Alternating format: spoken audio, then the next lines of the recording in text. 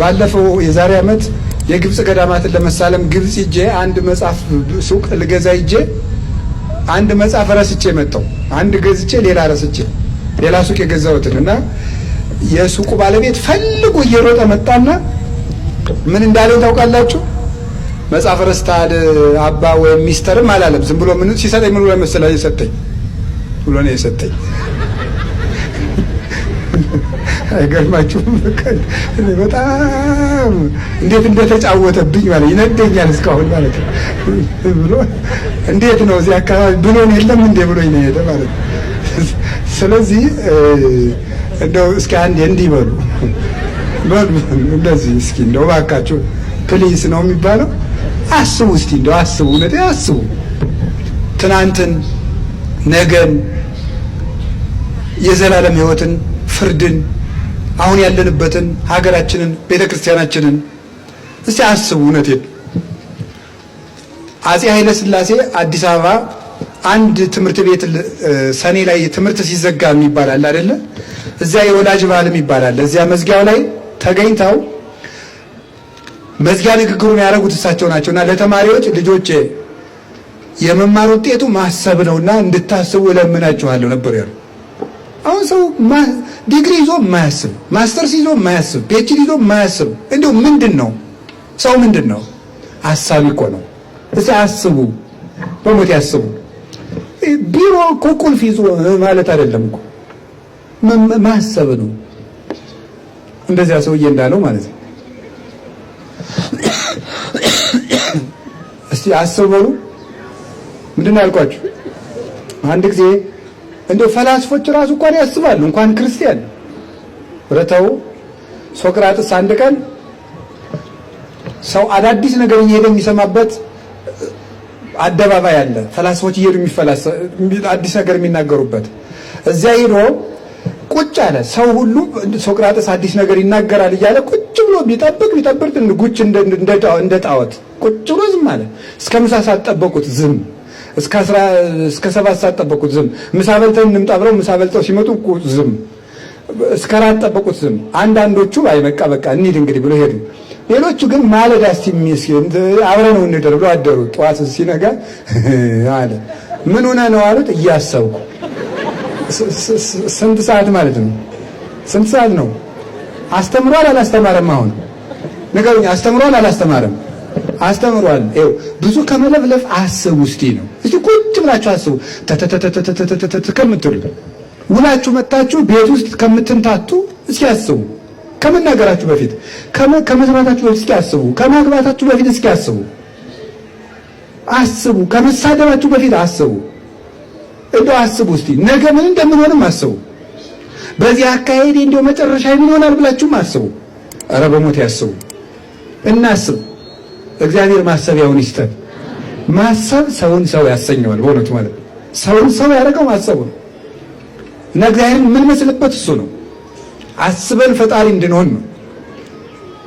ሌላስ ነፃ ፍጡራን እንድንሆን አድርጎናል እግዚአብሔር። እግዚአብሔር ነፃነት አለው። እስኪ ነፃ ፍጡራን በሉ። እግዚአብሔርን ምን መስልበት አንዱ መልካችን ነፃነታችን ነው። ነፃነት፣ እስኪ ነፃነት በሉ። ነፃነት እዚህ በዓለም ላይ ተማርን የሚሉት ማለት ይቅር በሉ። የተማሩ ሰዎች መመጻደቅ እንዳይሆን ይቅር በሉ። እኔ ትምህርት አልንቅም፣ እማምላክን ተውት። እንደው ሁሉም ነገር ትምህርት ነው። ዞሮ ትምህርት ነው። እና የተማሩ ሰዎች በዚህ ዓለም የተማሩ ሰዎች ምን ይላሉ መሰላችሁ? ነፃነት 3 ነው አሉ። ይቅርታ በመጠየቅ የፈረንጅ ቃል እናገራለሁ። እና 3ቱ ምንድናቸው? ፍሪ ፍሮም፣ ፍሪ ቱ እና ፍሪ ቱ ቢ ይባላሉ። እስኪ በሏቸው። ንቃችሁት ነው አይደለ? በሉት፣ አይዟችሁ፣ ሊቅ ናችሁ። እሺ በሉ፣ ዝም ብላችሁ በሉት። ፍሪ ፍሮም በሉ፣ ፍሪ ቱ እና ፍሪ ቱ ቢ። እና የዚህ ዓለም ሰዎች ነው እንደዛ የሚሉት። ፍሪ ፍሮም ማለት ከአንድ ነገር ነፃ መሆን፣ መላቀቅ። እስቲ መላቀቅ በሉ። መላቀቅ ማንም እንዳይገዛ መሆን ማለት የማንም ባሪያ አለመሆን፣ በራስህ መቆም ማለት ነው። እሱ ሰውን ሰው ያሰኘው ነው ፍሪ ፍሮም ማለት ነው። ስለዚህ ነፃ መውጣት አለብን። ከራሳችን ጀምሮ ነፃ መውጣት አለብን። ስልካችሁ አሁን ያዝባችኋል አይዝባችሁም? ንገሩኝ እንጂ የሰው ልጅ ወሬ ሲያወራ ቆይቶ ጓደኞቹ እንደወጡ መጀመሪያ የሚያደርገው ምንድን ነው? ስልኩን ከኪሱ ማውጣት ነው። ባሪያ መሆኑን የምታዩት በዚህ ነው። ሰው የስልኩ ባሪያ ነው። አሁን ከራሱ ነፃ መውጣት አልቻለም። የራስን ጭምር ባሪያ ለመሆን ቅዱስ ጳውሎስ ምንድን ነው ያለው? በዋጋ ተገዝታችኋልና የራሳችሁ አይደላችሁም፣ የሰው ባሪያም አትሁኑ ብሏል።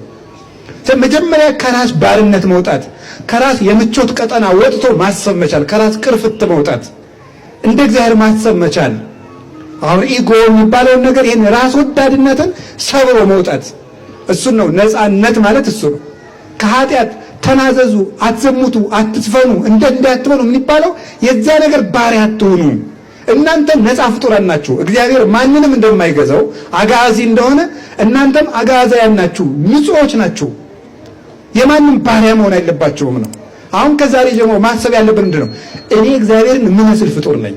እግዚአብሔርን የምመስለው አንዱ ደግሞ በምንድን ነው? በነፃነቴ ነው። ስለዚህ የራሴ እንኳን ባሪያ መሆን የለብኝም። ከራሴ ራሱ ነፃ መውጣት አለብኝ ዛሬ ብለን ማሰብ አለብን። ፍሪቱ ማለት ደግሞ ምን የማድረግ ነው? የማድረግ ነፃነት ነው። የማድረግ ነፃነት ኃጢአት እንድትሰራ ነፃነት ሰጥቷል። ጽድቅ እንድትሰራ ነፃነት ሰጥቷል። ፍሪ ዊል የምትባለው ነፃ ፈቃድ የምትባለው እሷ ናት። ማንም ሳያስቸግርህ ጽድቅንም ኃጢአትም እንድትሰራ ፈቅዶልሃል እግዚአብሔር። ይሄ እግዚአብሔር የሰጠን ነፃነት ነው። አሁን ብድግ ብላችሁ ምንድን ነው ምን ይደረግ ሰይጣን እኮ ነው እንላለን። በፍጹም። እስኪ አንድ ጥያቄ ልጠይቃችሁ። አሁን ምን የመሰለ የስጋ ወጥ ፈልጉ እስኪ። አንድ ወጥ አይነት ጥሩ ወጥ በሉ እንጂ ተውት። እሺ ክትፎ አሁን ክትፎ ደጅ ላይ እየተሰራ ብታዩና እዛ ሄደ የሰዎቹን ክትፎ ብር ሳይኖር ግጥም አድርገው ፖሊሲ ይዘህ ምንድን ነው ሲለው ምን ላድርግ እነሱ ናቸው ሰርተው ይባላል ወይ? ሰዎቹ አጓጉ እንጂ እጅህን አልጨበጡ። ማጓጓት ነው የሰሩት። እየሰማችሁ ነው? የሰውየው ሚስት ተቀባብታ ምናምን ስትሄድ ይደህ ለቀም አድርገህ እንዴት ሲባል እንደምን ማን ተቀቢ ብሏታል ልትል ነው አይባልም። ይሄ ማጓጓት ነው። ፍላጎትን ነው እንጂ የሚቀሰቅሰው ሰይጣን እጅን ይዞ ኃጢአት ውስጥ የከተተው ሰው የለም። ወደን ለምደን ነው የምንሰራው። ኃጢአት ያለ መስራት ነፃነት አለ። ፍላጎትን ነው የሚገዛ። ፍላጎትን መግዛት ትችላለህ። መግዛት የምትችለው በፈራህ ጊዜ ስለማታደርገው። ምልክቱ እሱ ነው። ስትፈራ አታደርገው። ሰው ደረሰብኝ ስትል አታደርገው። ስለዚህ አንድን ነገር የማድረግ ነፃነት ሰጥቶናል። ክህልም ጭምር የሰጠን ፍሪ ቱ ቢ የመሆን ነፃነት ሰጥቶናል እግዚአብሔር። ምን የመሆን ነፃነት? መልአክ የመሆን ነፃነት፣ እሱን የመምሰል ነፃነት፣ ገዢ የመሆን ነፃነት፣ በመንግስተ ሰማያት ንጉሥ የመሆን ነፃነት፣ ክርስቶሳዊ የመሆን ነፃነት ሰጥቶናል እግዚአብሔር። ሊቅ የመሆን ነፃነት ሰጥቶናል። ቅዱስ የመሆን ነፃነት ሰጥቶናል። ሁሉን የምንመረምርበት ልብ ያለን ሰዎች የመሆን ነፃነት ሰጥቶናል። እኛ የክርስቶስ ልብ አለን ብሎ ቅዱስ ጳውሎስ እንደተናገረ እኛ የክርስቶስ ልብ አለን ያለውን ቅዱስ ዮሐንስ አፈወርቅ ደግሞ ቆሮንቶስን በተረጎመበት በሰባተኛው ድርሳን ሲናገር ነው የሚናገረው። እኛ የፓይታጎረስ ልብ አይደለም ያለን፣ የሶቅራጥስ ወይም የአርስቶትል አይደለም ልብ ያለን። እኛ የአምላክ ልብ አለን። እግዚአብሔር በሚያስብበት ልብ የምናስብ ሰዎች ነን። የክርስቶስ ልብ አለን። ያንን የመሆን ነፃነት ለእኛ ተሰጥቶናል። ብትችል እንደ ቅድስት ክርስቶስ ሰምራ አጋንንትን ለቀም አድርጎ የመግዛት፣ እንደ አቡነ ተክለ ሃይማኖት በነፋስ ክንፍ የመብረር፣ እንደ አቡነ ተክለ አልፋ በመቋሚያ ጭምር እስከ ማስመስከር፣ አፍ አውጥቶ እስከ ማናገር፣ እንደ አቡነ ሐራ ድንግል አህያው ሰው የሚሰራውን ስራ እንዲሰራ በማድረግ መስራት ይቻላል። እንደ አቡነ ሂሩት አምላክ ደንጊያውን ጀልባ የማድረግ ተሰጥቶናል። እንደ አቡነ ገብረ መንፈስ ቅዱስ በመብረቅ ተጭኖ የመብረር ተሰጥቶናል። የመሆን ነፃነት ልክ የሌለው ነፃነትን ይሰጣል። ልክ የሌለው አጥር የሌለው ነፃነት እግዚአብሔር ሰጥቶናል። አጥር የሌለው እሱን የመብላት የመጠጣት ነፃነት ሰጥቶናል። ነገስታት የሚወዱትን ሰው ከሚወዱት እንጀራ ሊያበሉት ይችላሉ። የገዛ ስጋቸውን የመብላት ነፃነት ይሰጡታል። አይሆንላቸውም፣ አይደረግምም ነገሩ። ክርስቶስ ግን ስጋውን ደሙን የመመገብ ነፃነት ሰጥቶናል። እንደሱ ነፃነት የሰጠን አባት የለም። እንደሱ ነፃነት የሚሰጥ ንጉሥ የለም። መብትም ካላችሁት ክርስቶስ የሰጠንን ያህል መብት የሚሰጠን ንጉሥ ሊኖርም አይችልም፣ አይኖርም። መብታችን ትተን ባሪያ የሆነው እኛው ብቻ ነን። ይሄን መልክ አጥታ ነው በጎ የማድረግ ነፃነት ሰጥቶናል እሱ። እስመ ሶብሶበ ይገብር ምግባራተ ሰናያት ዘልፈ ይከውን አምሳሊሁ ለእግዚአብሔር። ሰው በጎ ስራን አዘውትሮ በሰራ ጊዜ እግዚአብሔርን ይመስለዋል ይላል ቅዱስ ቄርሎስ። መልካም ስራን የሚሰራ ሰው እግዚአብሔርን ይመስላል። እግዚአብሔርን የምንመስለው መልካም ስራ በመስራት ነው። ሰው አንድ ክፋት ሲሰራ አንድ ጊዜ ሰይጣንን ይመስላል። ሁለት ሲሰራ ሰይጣንን ይመስላል። ሶስት ሲሰራ ሰይጣን ይሆናል። መጨረሻ ላይ ራሱ ሰይጣን ይሆናል። ሰው አንዲት መልካም ስራ ሲሰራ እግዚአብሔርን እየመሰለው ሲያዘወትረውሳ ፍጹም ቴዎሲስ ወይም ሱታፊ አምላክ የሚባለውን ያገኝና አምሳለ እግዚአብሔር ይሆናል። ቤተ ክርስቲያን ከላይ እስከታች ባለነው ልጆቿ የንጉሷን መልክ እንድታገኝብን እግዚአብሔር ይፈልጋል። ኢትዮጵያ የወረሰው መልካችን ይሄ ነው። እግዚአብሔርን የምንመስልበት መልክ ተሰጥቶናል። ቤተክርስቲያን ዛሬ ከልጆቿ ያጣችው ይሄ ነው። ስለዚህ ወገኖች አባታችን እግዚአብሔርን ወደ መምሰል እንመለስ። የመጨረሻ ያ ሳንቲም ነው የጠፋት ብያቸዋለሁ። ሳንቲም ምንድን ነው? ዋጋ ነው። እስኪ ዋጋ በሉ ንገሩኝ እንጂ። አዎ አንዲት ያቺ ሴት አንድ ሳንቲም አጣች ማለት አንድ ሳንቲም የተባሉ ምዕመናን ናቸው፣ ወይም ክርስቲያኖች። ምዕመናን ሲባል እናንተን ብቻ እንዳይመስላችሁ፣ እነዚህ ቄሶች ራሳቸውን አይሰብኩም እንዳትሉ። ምዕመናን ባልን ጊዜ ቤተ ክርስቲያን ማለታችን ነው። ቤተ ክርስቲያን ባልን ጊዜ ጳጳስም፣ ቄስም፣ ዲያቆንም ማለታችን ነው። ስለዚህ ቤተ ክርስቲያን አንድ ሳንቲም ጠፋት ማለት ልጆቿ ዋጋ የሌላቸው ሆኑ ማለት ነው። እስኪ በሉ በሞዲ ልጆቿ ምን የሌላቸው ሆኑ ማለት ነው? ዋጋ የሌላቸው ሆኑ። እግዚአብሔር ዋጋ ሰጥቶ ፈጠረን። ዋጋ ሰጥቶ የመጀመሪያው የራሱን መልክ ዋጋ አድርጎ ነው የፈጠረን። ለዚህ ዋጋችን ሽልማት አድርጎ ሰጠን። ደግሞ ኮንንዋ ለምድር ብሎ ምድርና ሰማይ ከዋክብትን እንዲህ አዕዋፍን ሁሉ እንድንገዛ ነው የሰጠን። መጨረሻ ላይ ደግሞ የሰጠን ደግሞ ምንድን ነው? ልጆቹ እንድንሆን በመንፈስ ቅዱስ ስልጣን ሰጠን። ከዛሳ ምን ዋጋ አድርጎ ከፈለን? የገዛ ደሙን ዋጋ አድርጎ ከፈለን። ዋጋ ተሰጥቷቸው የተፈጠሩ ክርስቲያኖች ዋጋ የሌላቸው ሆኑ። ከዛሬ ጀምሮ ነው የምላችሁ ነገር፣ ዋጋ ያላችሁ ሰው ሁኑ። ለራሳችሁ ርካሽ ተመን አትስጡት። አንድ ነጋዴ ሄዷችሁ ዕቃ ሽጥልኝ ስትሉት ይሄን ያህል ብር ሲላችሁ ቀንስ ስትሉት የሚቀንስ አለ። ሌላ ልስጥ ሲላችሁ ምንድነው የምታደርጉት? እሱኑ ስጠኝ ዝም ብለህ ነው የምንለው። ለምን? ውድ የሆነው ዋጋ ውድ የሆነ ዕቃ ክቡር እንደሆነ ይታወቃልና። እኛ ውድ ዋጋ ያለን ዕቃዎች ነን፣ የእግዚአብሔር ዕቃዎች። ውድ ዋጋ ያለው ውድ ቦታ ይሰጠዋል። ሸክላ በተራ ቦታ ይቀመጣል፣ ወርቅ ደግሞ በተቆለፈ ሳጥን ይቀመጣል። እንደ ዕቃው ዋጋ ክብሩ ይቀጥላል፣ ይጨምራል። እግዚአብሔር ለእኛ የሰጠን ዋጋ ትልቅ ነው። ልጆቹን ያደረገ የልጅነት ዋጋ አለን። ከመብል በላይ ሁሉ የገዛ ስጋውን፣ ከመጠጥ በላይ የገዛ ደሙን፣ ከልብስ በላይ የሰጠን ልጅነትን። እኛ ስንጠመቅ እርቃናችን የተጠመቅነው ክርስቶስን ለመልበስ ነው። እለተጠመቅሙ ክርስቶስ አለበስክሙ ነው ያለ ቅዱስ ጳውሎስ ገላትያ 3:21 ላይ ሲናገር የተጠመቃችሁ ሁሉ ክርስቶስን ለብሳችኋል አለ። ሸማኔ የገዛው ልብስ አይደለም፣ ትልቅ ዋጋ ያለው ልብስ። አሁን በዚህ ምዕራፍ ወአምጽኡ አልባሳተ ቅድዋተ፣ ከሁሉ የተሻለ ልብስ አምጡና ልጄን አልብሱት ያለ ያ የተሻለ ልብስ ክርስቶስ ነው። ልዩ ክብር ነው የሰጠን እግዚአብሔር። ከሀገር መርጦ መንግስተ ሰማያትን ነው የሰጠን። የገዛ እናቱን እናት አድርጎ ነው የሰጠን ከመስቀል ስር። የኔ እናት ለእናንተ እናት ትሁናችሁ፣ እኔ ደግሞ ወንድም ልሁናችሁ ብሎ፣ የኔ አባት አባት ይሁናችሁ ብሎ ነው የሰጠን። ከዚህ በላይ ምን ዋጋ ይሰጠናል ክርስቶስ? ዋጋ እንዳለን የምታውቁት ክርስቲያን ሲሞት ታውቃላችሁ። ሲሞት ሲገነዝ ተገንዞ ጨርሶ መቃብር ከመግባቱ በፊት በድኑን ጳጳስ ካለ መጀመሪያ ጳጳሱ ይስሙታል። ቀጥሎ ማንም ይስመው፣ በማዕረግ ከሳቸው ቀጥሎ ያለው ይስማል። ህዝቡ ሁሉ በድኑን ስሞ ነው የሚሸኘው። ለምን ነው የሚሸኘው? ክርስቶስን የለበስክ ስጋ ነህ ብለን። የክርስቶስን ስጋና ደም የተቀበልክ አካል ነው። ሙተህ እንኳን አካላችን ነህ እያልነው ነው። ሙተን እንኳን ክብር አለን። እንዴት እንደምትክም ዋጋ እንዳለን ተመልከቱ። በዚህ ዘመን አሁን የሰው ዋጋ ስለቀነሰ ሞተ እንላለን። ስንት ሰው ሞተ ሲባል ስንት ነው እንላለን። 5 ነው ብለን ዝም እንላለን። 50 ሲል ትንሽ ደንገጥ እንላለን። ለምን? የሰው ዋጋ ቀንሷል። የሰው ዋጋ ቀነሰ። ቤተክርስቲያን የምትፈልገው ይሄንን ነው። ለሰው ዋጋ ስጡ። ቢያንስ እንኳን ሌላው ባይሰጠን ክርስቲያኖች ለሰውነት ዋጋ እንስጥ። መጀመሪያው ለራሳችን፣ ቀጥሎ ለሰው ለሌላው ሰው ዋጋ እንስጠው። ሰው ዋጋ ያለው ፍጡር ነው።